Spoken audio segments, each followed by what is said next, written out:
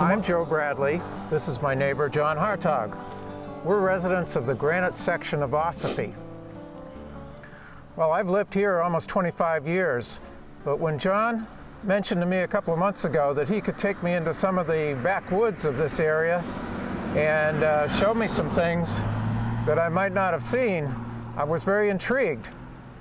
And so I suggested that maybe we could take a camera along and then we'd be able to share some of these things with you. So John, tell us a little bit about what you think we're going to see today. Well, we're going to see things that no one else sees. You know, there's lots of stonework in granite. Things that aren't identified as places to visit. There's lots of beautiful homes in granite. There's also lots of good, what would you call them, road bridges. Public Works. Public Works, yeah, things of that nature. And they're still here. There's no development up here, very little anyway. And I think that we could enjoy showing this to you.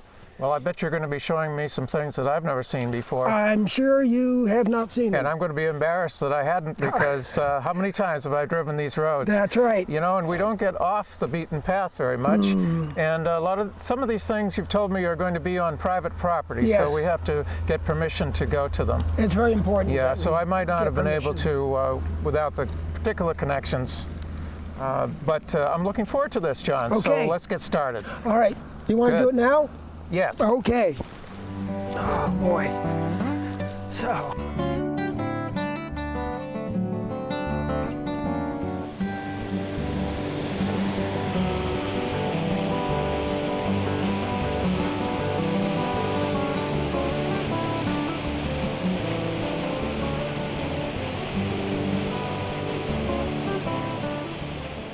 This is the John Dearborn Mill site. This was a sawmill back in the probably 1790s, one of the first in the town. And John had provided a lot of cut wood for the new homes that were being developed in the Granite, Ossipee, and Wakefield region. We don't know how long it lasted, but we have to assume he made a living here. This was his life. Built a beautiful home up in the hills, and he came down every day and sold his lumber. We're in Wakefield, New Hampshire, and the border of Ossipee is probably 200 or 300 feet north of me. And I think that we're all considered part of Granite because this was a community on a hilltop. This is Pine River Pond Road going right in front of the dam, and it is east off of Route 16 in North Wakefield. You know, if we look over here, we see two round stone formations which probably formed the base of the dam or the base of the mill structure. We don't know. A lot of archaeology has to take place to figure that all out. Records are really scarce. The mill probably sat on top of these stone abutments with water power, probably a water wheel from the gravity of the Pine River Pond, turned the saw. Now the saw was an old-fashioned up and down saw. The saw sliced right through a large log. As the log was probably fed through by cranks, everything was done by crank. And therefore we have our flat wood to build our houses or our beams. You know, back in this time, everybody was hand hewing beams. Hand hewing is a very, very labor-intensive project. If you can cut them with a saw, that saves a lot of time. The circular saw didn't really come about until the Shakers invented it in the 1850s. This was generations away. So, you run your saws, cut your wood, sell it. You know, and there's a good rendition of an up and down saw down in, I think it's Salem, New Hampshire, and the state park, there's an operating up and down saw. That is the way everybody cut their wood back then. But you had to have a good machinist nearby to fix the saw, run the kerfs out, get them so that they worked, didn't bind up, and everything would go smoothly. So here we are. We're on the south side of the Pine River. Pine River is great, and it's been notarized in explorers' journals, canoeists' journals. I've seen the writings. People canoe this river right to the Ossipee Lake, Great Lake Ossipee, and it's a good source of energy, water, provided a lot of income for everyone. Right here, this is the construction of the base of John Dearborn's sawmill. How anyone could produce this in the 1790s, that's quite a feat. You need lots of horsepower, oxen power. There were no steam engines, there were no gasoline engines. It was all animal power, human power. So we still have this here. This is what makes this area so grand and wonderful. We can look at the rock and we can see marks from the humans that were here.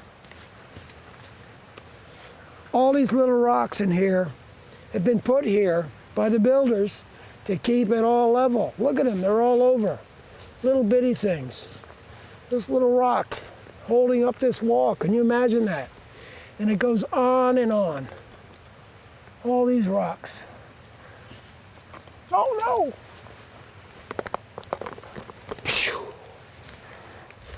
So we have to be careful here. I believe what we're standing in right here is a passageway for the water power. And we can only assume this, but there may have been a large water wheel here. Water comes over the dam, powers the wheel, runs the gearing, runs the saw, which goes up and down. What I'm looking for is marks of equipment, drill holes, any metal gear that's left.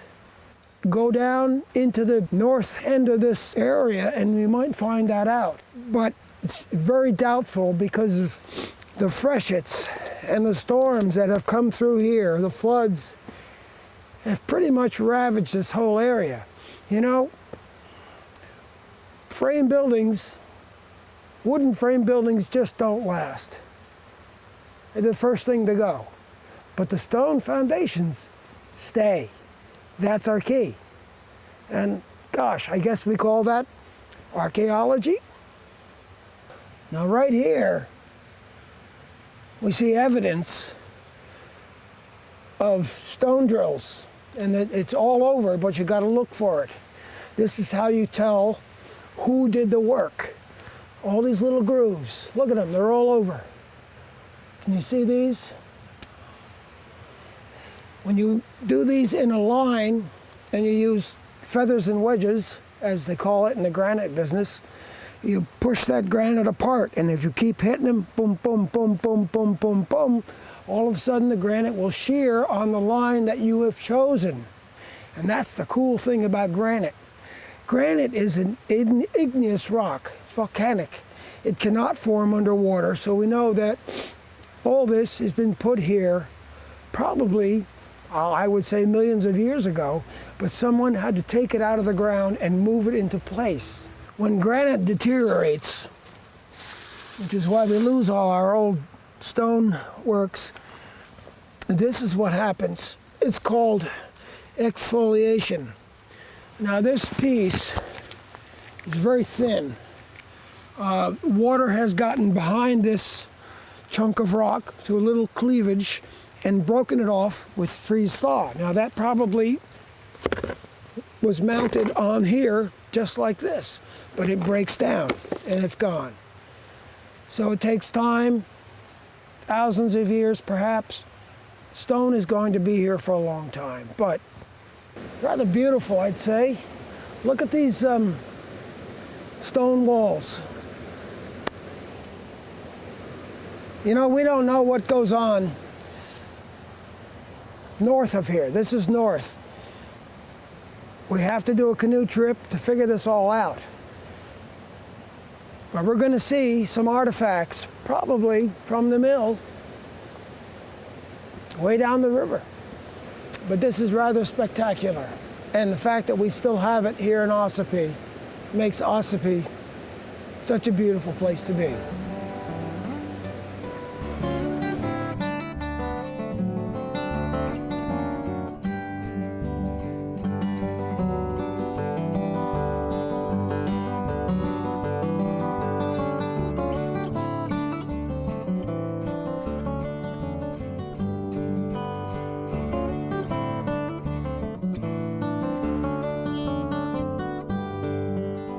Here we are at John Dearborn's house.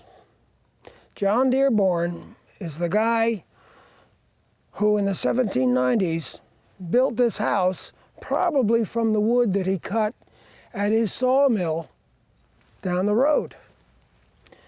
Now, what's so unique about this house is that it's still in its original condition. It was built as a two-story home. There's full documentation, all the old deeds, all the probate stuff from the courts, all exists. And even the style is correct. And it's been owned by one person for many years. Bless her heart, she's deceased. But it continues on. John probably went with his horse and oxen cart down this road every day to his mill, cut wood, and all of our old houses in granite, we have to assume were built from John Dearborn's mill.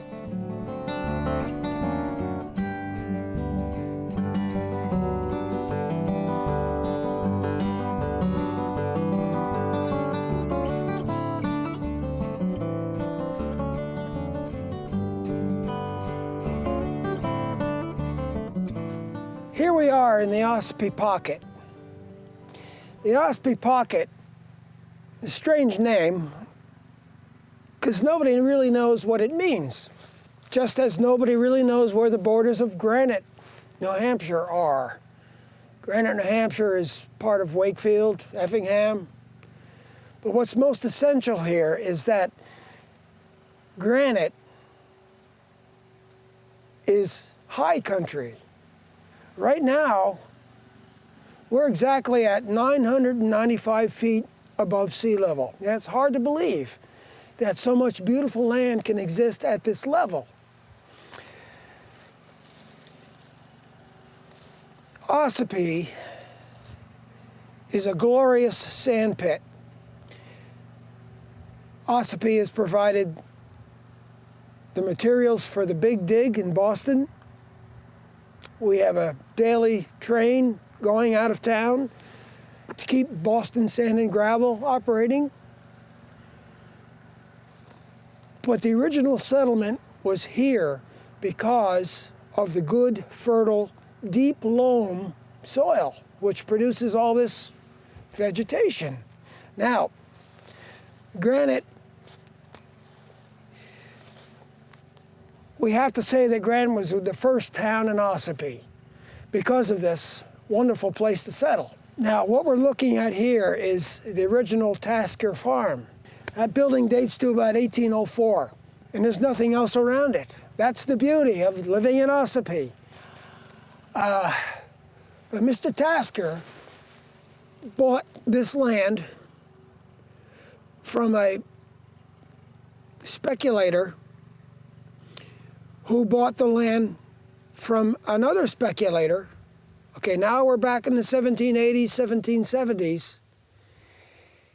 And he, the original first speculator, bought it from the original patentees who cut up this land to get settlement going up here.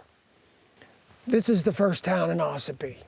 Now, even Effingham was settled, was cut up, I guess would say, as far back as 1760. But nobody could move here because the land was so wild and vacant, and the winters were tough then. There were no roads. When you took a piece of land here in this area, part of your taxes were paid by you building the roads so that we could all get here. Now over here, we have Pocket Mountain, 1,300 feet. It's not a big hill, but it's a hill in all of our lives because we drive around it.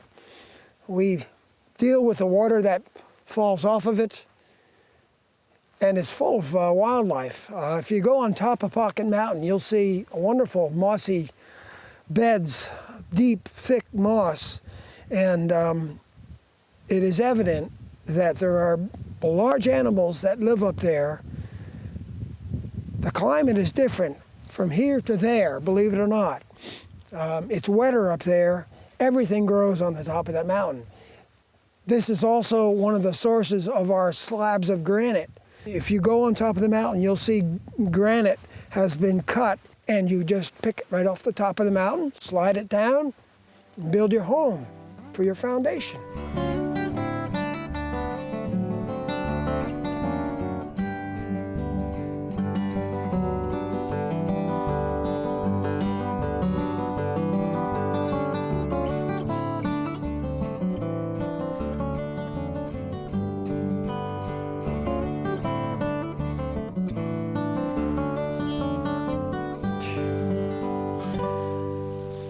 Here we are on Simon Hill Road, and this has got to be one of the most beautiful cemeteries in the area. And why it's so beautiful is evident. The stones are here. This is Effingham. Effingham was one of the early settlements, this area. And this population grew here so fast because of the good farmland, the good loamy soil. And I'll have to say that there were more people living in this neighborhood in 1830 than there were in 1960. The winters were rough here. Snow, deep snow. The western lands opened up. The new Connecticut territory of Ohio was just then becoming a state, and those fertile fields really drew the farmers. They could deal without the stones, our lovely granite. Well, we love it, but they didn't like it. As a farmer, you don't like it because it gets in your way. So they went to Ohio, they went to Illinois. Things really went downhill from about 1830 to 1870, Civil War. What was good here is that all this land has been cut up by stone walls. Our granite stones provided barriers for sheep. In 1812, some entrepreneur decided that he's going to import 6 sheep, merino sheep, I believe, from England, because the wool business is here. There's lots of vegetation for them to eat. This all got the Amoskeag mills going down in Manchester. We have been a woolen weaving community here forever. Now, the Civil War really put us over the top. All those wool uniforms that were needed for the war, guess where they came from? Every cemetery has its own proprietary family name. This cemetery is one of the 115 cemeteries in Ossipee alone. This cemetery seems to have all the fill bricks in New Hampshire are buried here. And the other names that come to mind here from the gravestones are the Sanders family. They lived on Circuit Road with their big farms. I've seen a few Dearborns here. Dearborn was one of the original settlers of Effingham. Now here, this is a unique thing because this is the grave of Simon P. Hill. Now, Simon died in 1890, but he was a very old man, almost 80 years old. Simon was one of the original land developers of this upland granite area. The tale is that he bought large tracts, sold them off to individual wannabe homeowners who then built their little estates, and that's why we have Simon Hill Road, which is essentially in Effingham. And it goes down to Province Lake.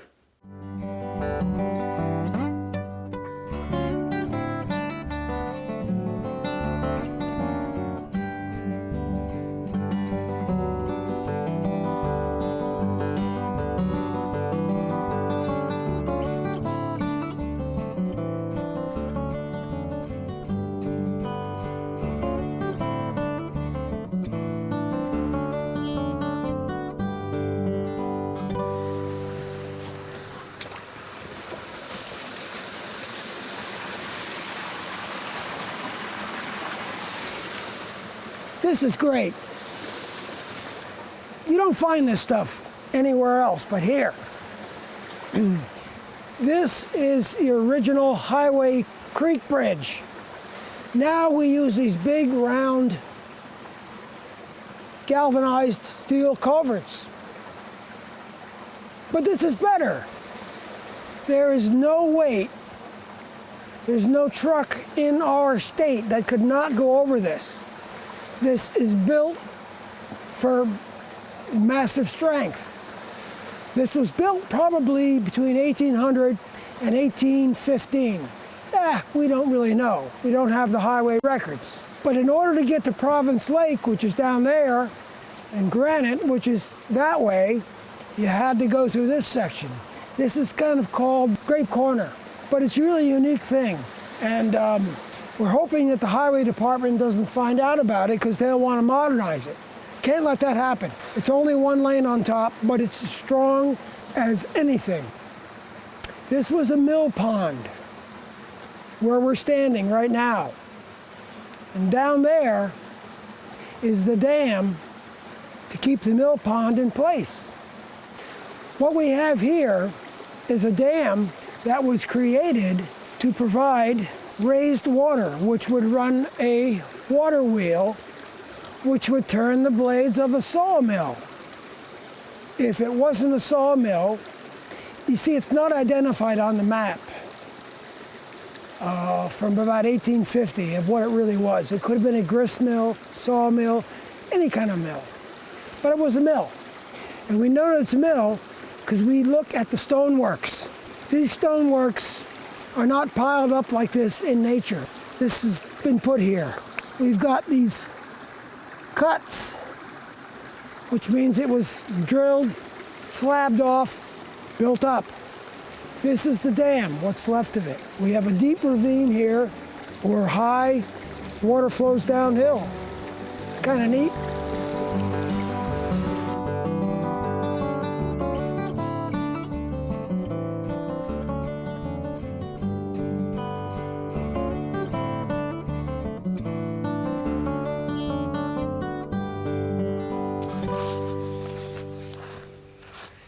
You know, the reason that we're here is an important one.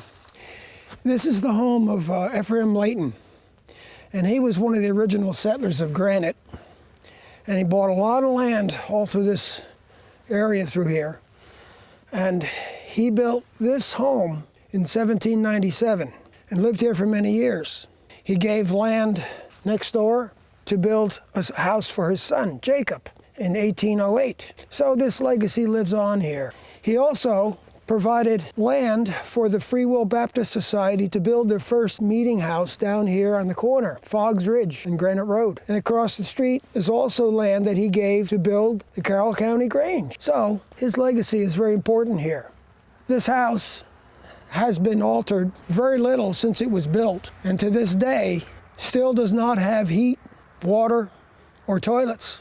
But it's used as a summer house for the family of Murray Cate, who owned it from 1939 till he died in 1987, I believe. He was 99 years and 10 months old. So now his grandchildren own it, and it's very nice. We want to look at where Ephraim Leighton originally settled, because that's an unusual situation. He came up from the South Country, down near the seacoast, settled in a lean-to. You're not going to believe this when you see it, but it really happened. And with his animals, with his family, he got started there, probably 5 years before this building was built. So now I want to go show you that.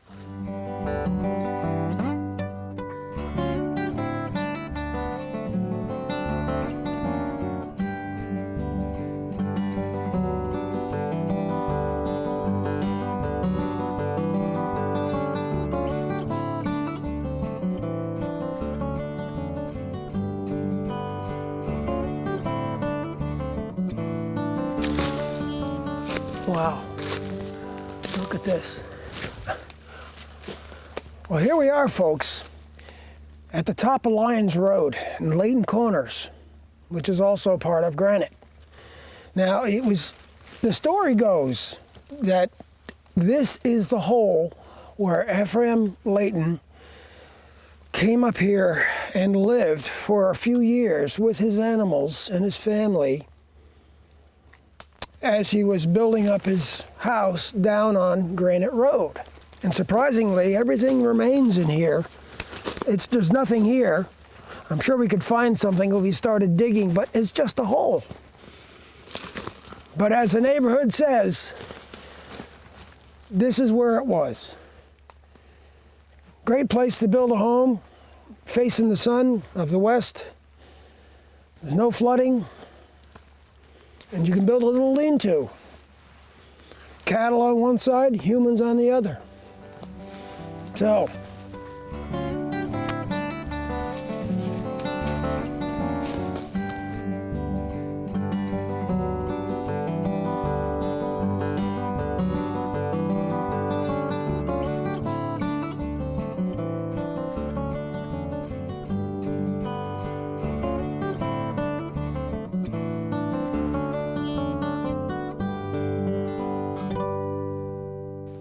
well, this is a unique spot.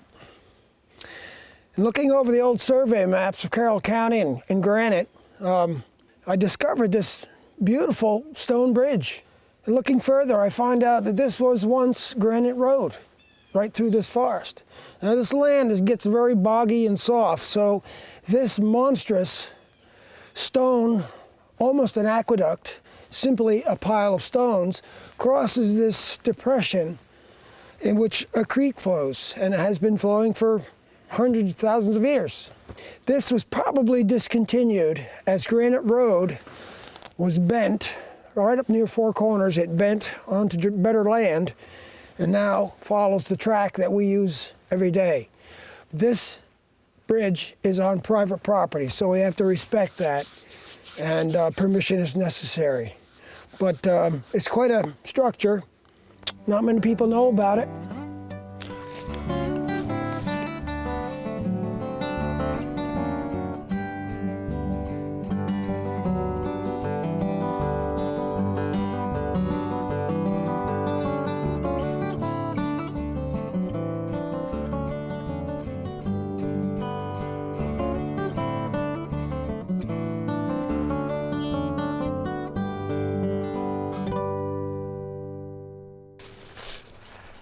Well, Joe, that was quite an adventure, wasn't it? Well, John, it was. It was.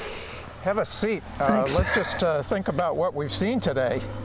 I couldn't imagine that all that was out there.